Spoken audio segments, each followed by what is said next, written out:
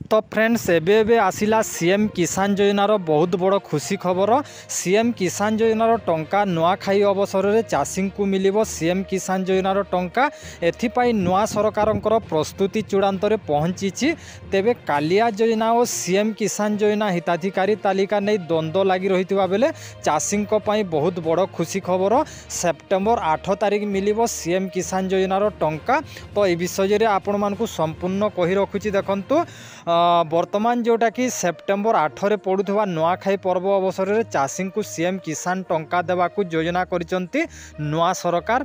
एथिपाई प्रस्तुति चूड़ांत पर्याय रे पहुंची। एबे मंजूर पाई मुख्यमंत्री निकट को फाइल पठाजिबो बोली सूचना मिली। मुख्यमंत्री फाइल रे दस्तखत करिवा परे चाषी खाता को जीव सीएम किसान टंका।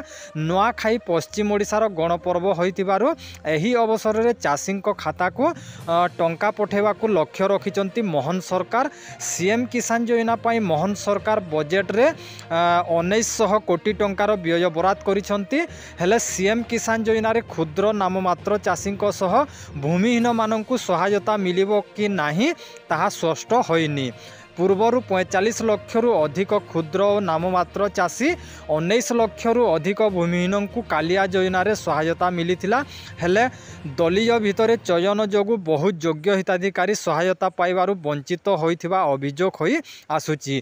तेणु पूर्व सरकार समय रे हिताधिकारी चयन रे जो दोष त्रुटि रहितिला से सबको नुआ सरकार सुधारी योग्य हिताधिकारी को चयन करिवे बोली आशा करा जाउची। किंतु केते हिताधिकारी और केउ माननकु सहायता राशि मिलिबो ताहा आगामी दिन में स्पष्ट हेबो। तो आपण को कही रखुची जहाँकि आपण माने एई न्यूज़टा आपण मानकु देखेदेली जे सीएम किसान योजनार जो कि आमको सेप्टेम्बर 8 तारिख मिलिबो। तो आमर जोटा कि रही माने भूमिहीन माने बहुत सारा जोटा कि कमेंट करतुले जे आमे आमर केबे मिलिबो बोली। तो आपण को कही रखुची देखंतु एई जो माने घोषणा करचंती एबे वर्तमान जो आमको रिपोर्ट आसीची एही रिपोर्ट रे भूमिहीन माननकु जोटा कि शामिल करा जायनी। नाममात्र और क्षुद्र चाषी माननकु जोटा कि सीएम किसान योजना टंका मिलिबो बोली ताहा जोटा कि एबे वर्तमान जोटा कि रिपोर्ट आसुची। तो आगामी दिन में जना पड़िबो जे भूमिहीन चाषी माननकु जोटा कि टंकाटा मिलिबो कि नाही। आउ एही सीएम किसान योजनार टंका केते टंका मिलिबो ताहा भी स्पष्ट हिसाब से जना पड़िनी। केवल सेप्टेम्बर 8 रे पड़ुवा नुआखाई पर्व अवसर में चाषी को सीएम किसान टंका देवाकू योजना करिसंती नुआ सरकार। किंतु 2000 ना 5000 ना केते हजार एमिति की कोनोसी मेंशन करिनी।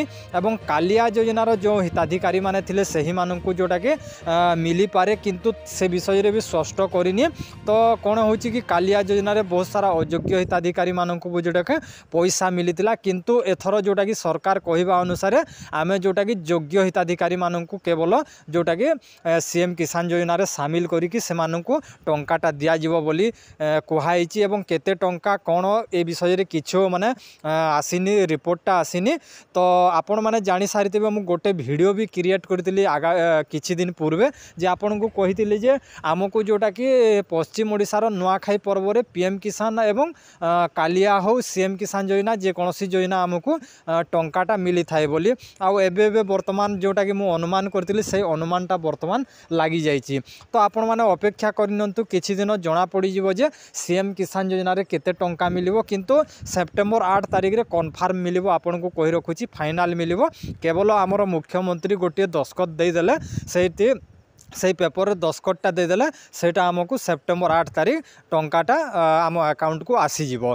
तो आशा करछि फ्रेंड्स से वीडियो रे आपण माने बुझी पारथिबे। वीडियोटी जदि आपण को भलो लागि थाए ताले गोटे लाइक करिवे। आ चैनल को जदि आपण नुआ आसीचंती तो चैनल को सब्सक्राइब करी पाखरे थिबा बेल आइकन को दबे दियंतु।